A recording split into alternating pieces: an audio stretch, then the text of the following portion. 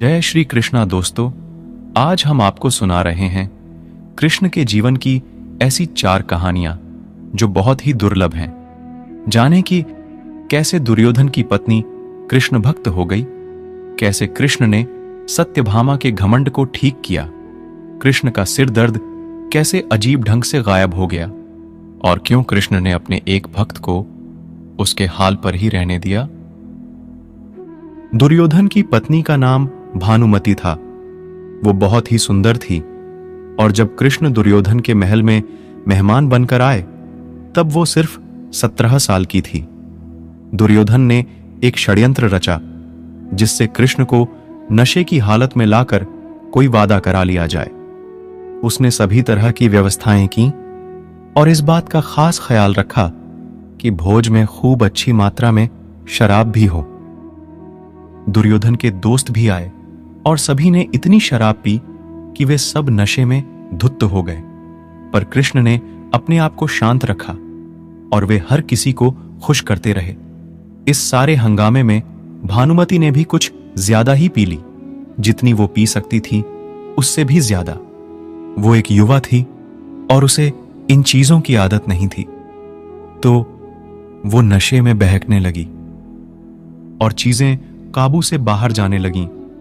भानुमति अपने पर काबू खो बैठी। वो कृष्ण से लिपट गई और उनके लिए अपनी इच्छा प्रकट करने लगी। कृष्ण ने उसे किसी शिशु की तरह संभाला और वे समझ गए थे कि स्थिति खराब हो चुकी थी। वे समझ गए थे कि भानुमति अगर कुछ गलत कर बैठी तो बाद में संभाल नहीं पाएगी और हस्तिनापुर की रानी का गौरव कलंकित हो जाएगा। इसलिए कृष्ण उसको उठाकर महल के अंदर ले गए और उसकी सास गांधारी के कक्ष में जाकर उनके हवाले कर दिया। अगले दिन सुबह जब भानुमति को पता चला तो वो कृष्ण के प्रति सम्मान और कृतज्ञता से भर गई कि उन्होंने उसे बचा लिया था। तब से वो कृष्ण की भक्त बन गई। सत्यभामा कृष्ण की दूसरी पत्नी थी। वो एक बहुत ही घमंडी स्त्री थी। उसका यह मानना था कि वो सबसे सुंदर और सबसे अमीर स्त्री थी, क्योंकि उसके पिता एक बहुत ही धनवान व्यक्ति थे। तो सत्यभामा जितने और जो रत्न और आभूषण और संपत्ति चाहती थी वो सब उसके पास थे। स्वाभाविक रूप से घमंड उसकी एक विशाल समस्या थी। एक बार कृष्ण के जन्मदिवस के अवसर पर सत्यभामा ने सोचा कि वो सबको दिखाएगी कि वो कृष्ण को कितना प्यार करती थी। तो उसने तय किया कि वो कृष्ण के वजन जितना सोना शहर के लोगों में बांटेगी। इसे तुलाभार कहते हैं। ये मंदिरों में होता है। लोग एक विशाल तराजू में अपने वजन के बराबर का मक्खन, घी या चावल या कुछ और रखकर वो चीज लोगों में बांटते हैं। चावल, नमक, दाल या सोना या वो कुछ भी आप दे सकते हैं जो देना चाहें। ये प्राचीन परंपरा हमारी संस्कृति का एक हिस्सा है। सत्यभामा ने तुलाभार की व्यवस्था की। लोग बहुत प्रभावित हुए, पर कृष्ण पर इन बातों का कोई असर नहीं हुआ। वे जाकर तराजू के एक पल्ले पर बैठ गए। सत्यभामा जानती थी कि उनका वजन लगभग कितना है और उसने उतना सोना तैयार ही रखा था। पर जब उसने सब सोना दूसरे पल्ले पर रखा तो कांटा जरा भी नहीं हिला। कृष्ण का पल्ला जरा भी ऊपर नहीं हुआ। ऐसा ही कुछ तब भी हुआ था जब कृष्ण एक शिशु थे। एक राक्षस आकर उन्हें ले जाने लगा।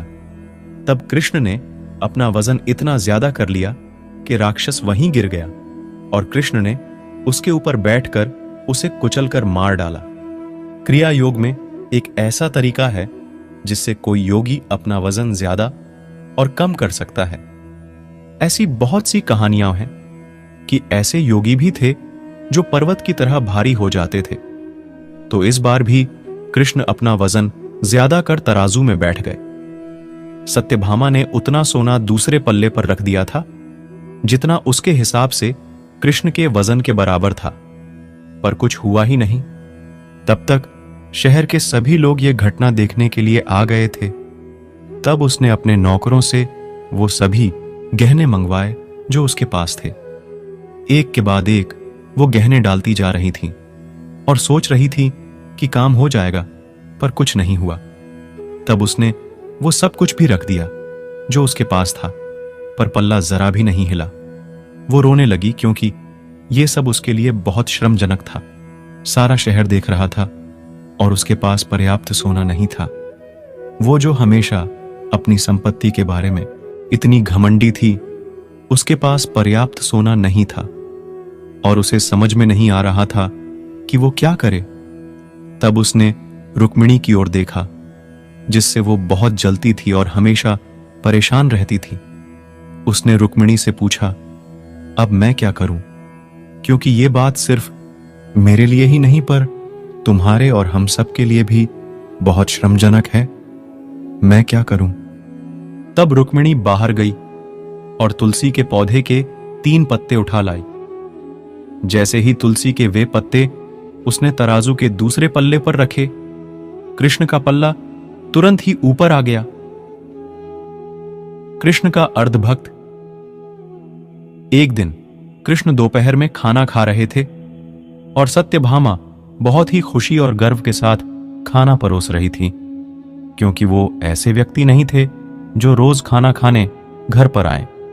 उसे ऐसा अवसर कभी कभी ही मिलता था कि वो उन्हें खाना परोसे, तो वो ये बहुत खुशी और आनंद से कर रही थी। खाने के बीच में ही कृष्ण अचानक उठे और हाथ धोए बिना ही दरवाजे की ओर जाने लगे। सत्यभामा अवाक रह गई और बोली, अरे ये क्या है? खाना तो खा लीजिए और फिर जाइए। कृष्ण बोले, नहीं, मुझे जाना जरूरी है, और मुख्य दरवाजे की ओर भाग लिए। पर अचानक वे वापस आए और खाना खाने बैठ गए। तब सत्यभामा ने पूछा, आप इस तरह क्यों भागे और क्यों वापस आ गए? ये सब क्या है? कृष्ण ने जवाब दिया, मेरा एक भक्त जंगल में बैठा था और उसके जीवन प्राण ही कृष्ण कृष्ण कृष्ण हो गए थे। मैंने एक भूखे बाघ को उसकी ओर आते देखा तो मुझे जाना ही था। मैं दरवाजे तक पहुंचा ही था कि उस बेवकूफ ने पत्थर उठा लिया, तो मैं वापस आ गया। अब उसे अपने आप ही अपनी परिस्थिति संभालने दो। तो प्यारे भक्तों, ये थी श्री कृष्ण के जीवन से जुड़ी सच्ची कहानियां। और भी ऐसी ही कहानियां हम आपके लिए लाते रहेंगे